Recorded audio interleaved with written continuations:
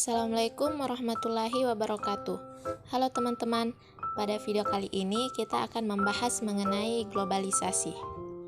Jadi, dalam materi globalisasi ini yang akan kita bahas yaitu konsep globalisasi, peran teknologi informasi dalam globalisasi, masalah yang dialami perusahaan saat menghadapi ekonomi global, dan definisi kesenjangan digital.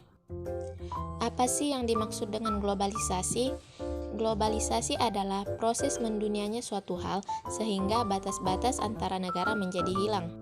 Globalisasi didukung oleh berbagai faktor seperti perkembangan teknologi, transportasi, ilmu pengetahuan, telekomunikasi, dan sebagainya yang kemudian berpengaruh pada perubahan berbagai aspek kehidupan dalam masyarakat.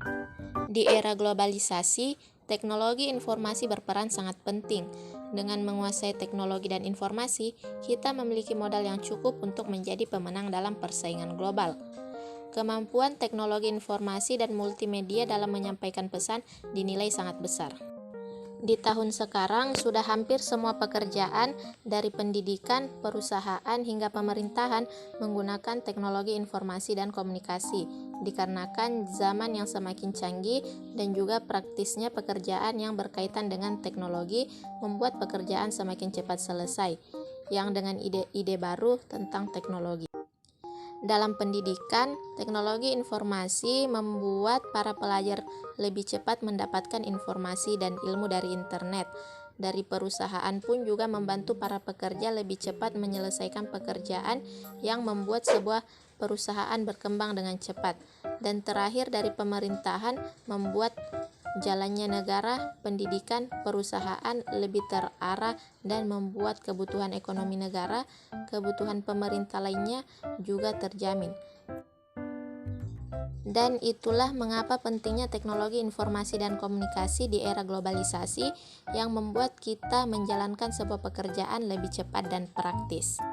Selanjutnya kita akan membahas mengenai masalah yang dialami oleh perusahaan dalam menghadapi ekonomi global.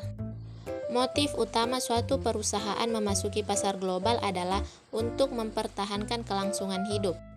Tanpa adanya usaha dan keberanian untuk memasuki pasar global, berarti perusahaan menghadapi bahaya akan kegagalan bisnisnya.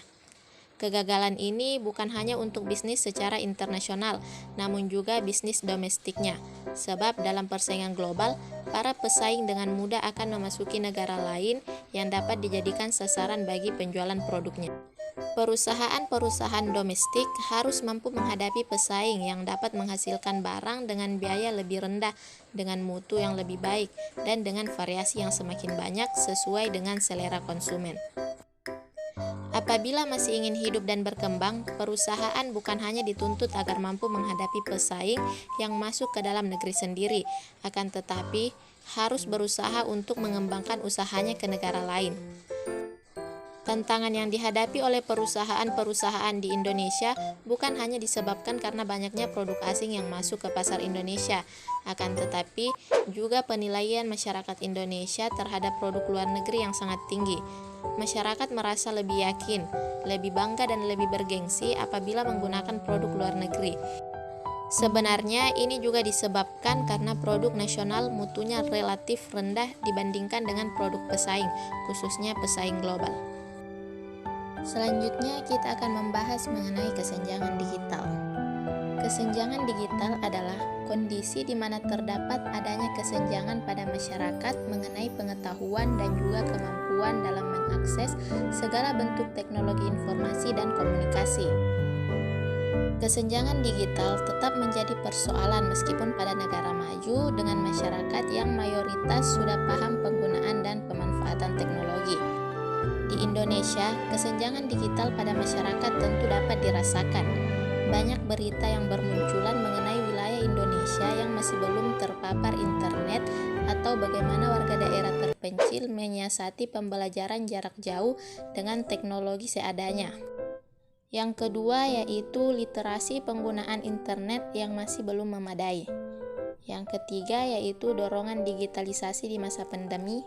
Dan penyebab yang keempat yaitu upaya yang sudah dilakukan oleh pemerintah belum berjalan dengan baik.